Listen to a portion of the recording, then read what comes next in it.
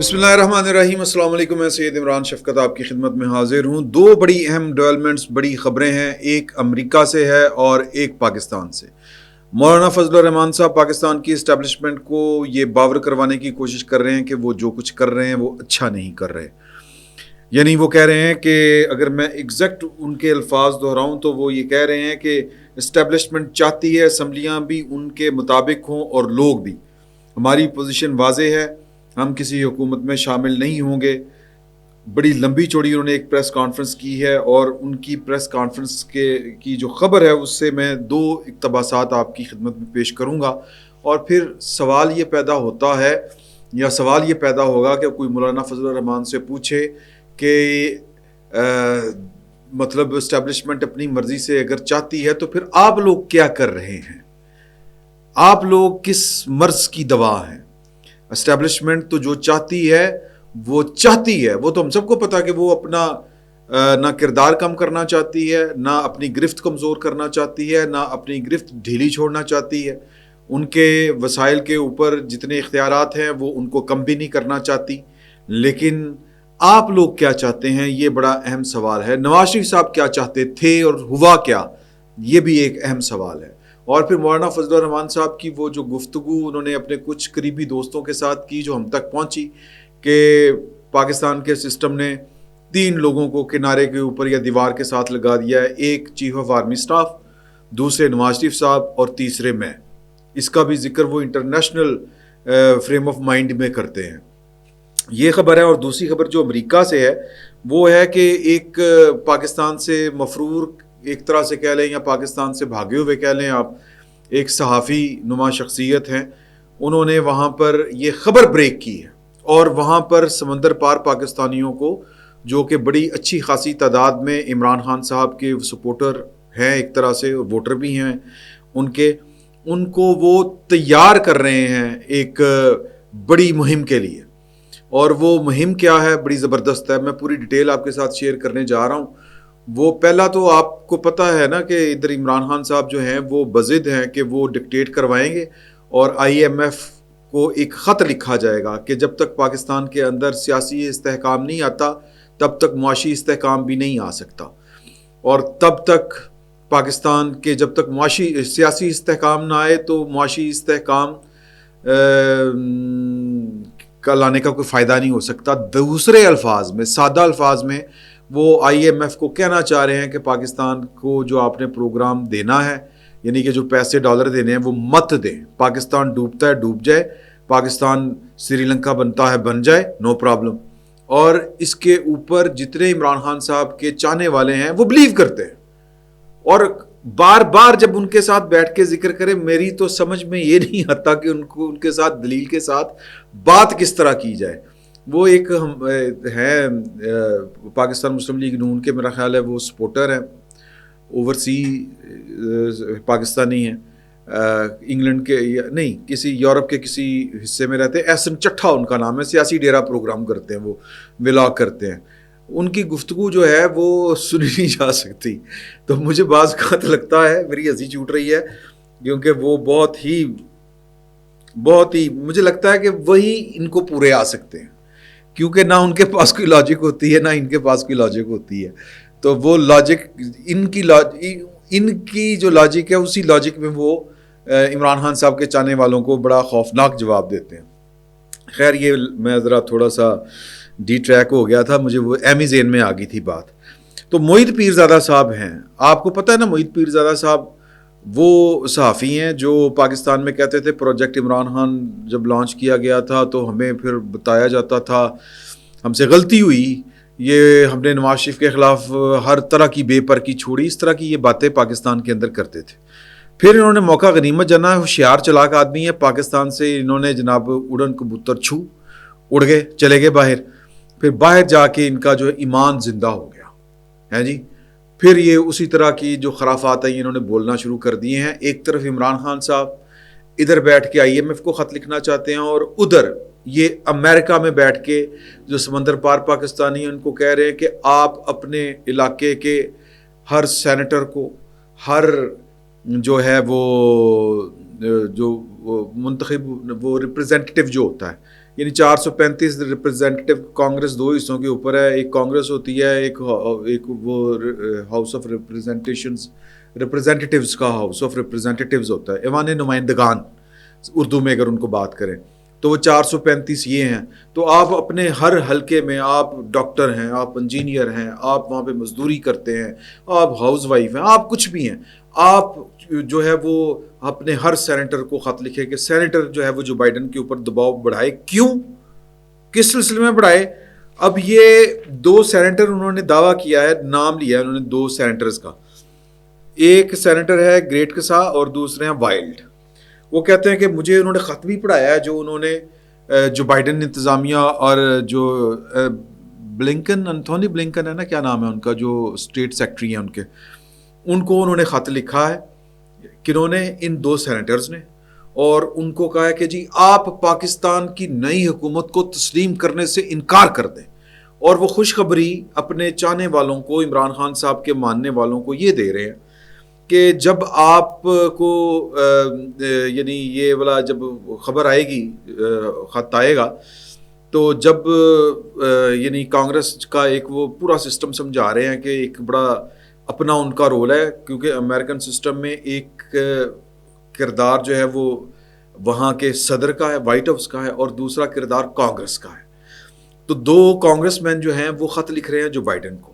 اب وہ Joe Biden کو جب خط لکھیں گے تو اس خط میں دو چار چیزیں دی گئی ہیں، اس میں سب سے ٹاپ کے اوپر ہے کہ آنے والی جو زرداری شریف حکومت ہے اس کو ریکگنائز کرنے سے انکار کریں، آپ اس کو تسلیم کرنے سے انکار کریں. جب یہ اس کو ود ہولڈ کر لیں گے، روک لیں گے، چاہے 10-15 دن کے لیے روکیں، تو پھر ساتھ ہی سعودی عرب، ساتھ ہی UAE، ساتھ ہی جناب قطر، ساتھ ہی یورپی یونین کے تمام ممالک، ساتھ ہی انگلینڈ، یہ بھی ان کو اس حکومت کو ماننے سے انکار کر دیں گے، اور پاکستان جو ہے وہ پھر نہ کھڑا رہ سکے گا، نہ چل سکے گا، حکومت گر جائے گی. اور اس خط میں کیا لکھا گیا ہے، جو کہ صرف ابھی تک بقول معید پیرزادہ صاحب کے کہ انہوں نے دیکھا ہے. اور یہ جناب کے جو ان کے ہوتے ہیں نا کانگریشنل ایڈیز، انہوں نے یہ خط تیار کیا ہے.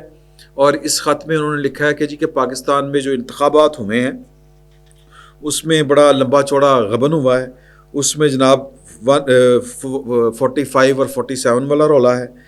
جس دن الیکشن ہوئے تھے 8 فروری کو بیٹھ گیا تھا، انٹرنیٹ بیٹھ گیا تھا.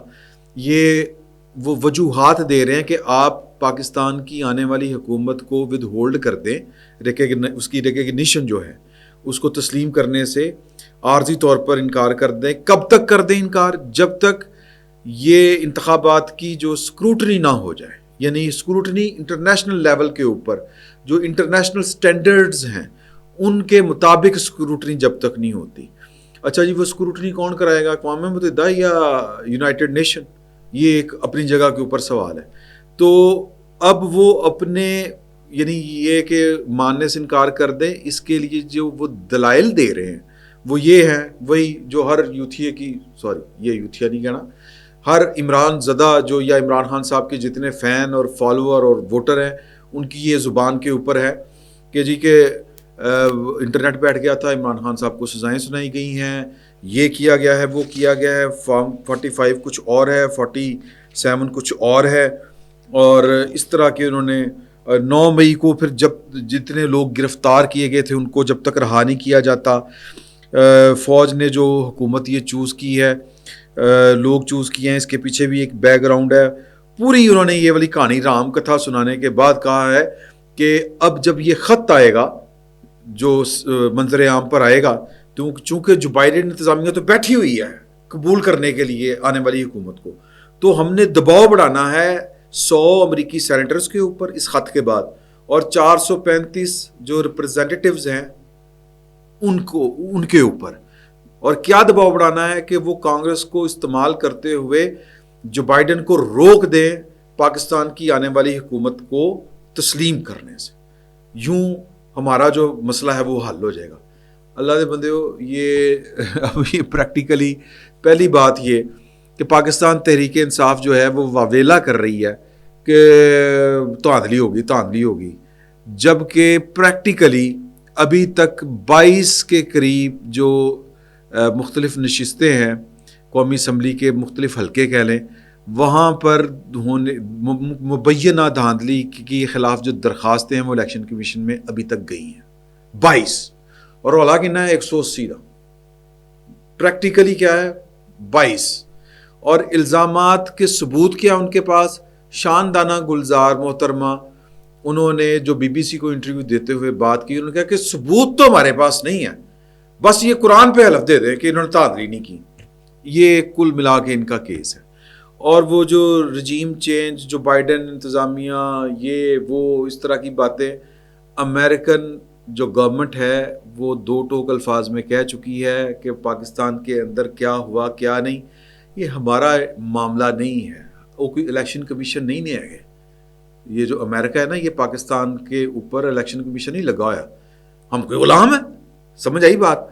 تو انہوں نے ان کا درد سر نہیں ہے، انہوں نے اپنے بڑے مسئلے ہیں۔ اور تیسری بات یہ کہ ان کو ہم سے زیادہ پتہ ہے پاکستان کا، پاکستان کے سسٹم کا، اور عمران خان صاحب کا، اور جو بائیڈن اچھا، یہ معید پیرزادہ صاحب خود اس شو میں یہ والی بات کر رہے ہیں کہ جو بائیڈن ہے نا جی، اس نے خود عمران خان صاحب کی حکومت کو آتے ہی تسلیم کرنے سے انکار کر دیا تھا۔ اور یہ جو کہتے ہیں نا عمران خان صاحب کی، وہ نفی کر رہے ہیں کہ عمران خان صاحب کہتے ہیں نا کہ یہ رجیم چینج اس لیے ہوا کہ میں روس کے دورے پہ چلا گیا تھا، میں نے ایبسلیوٹلی ناٹ کہہ دیا تھا، یوکرائن والے حملے کے اوپر میرا موقف جو تھا وہ پاکستان اور امریکہ کے ساتھ مطابقت نہیں رکھتا تھا۔ پائن معید پیرزادہ صاحب کہہ رہے ہیں کہ اس طرح کی کوئی بات نہیں ہے، یہ کوئی اور گیم تھی۔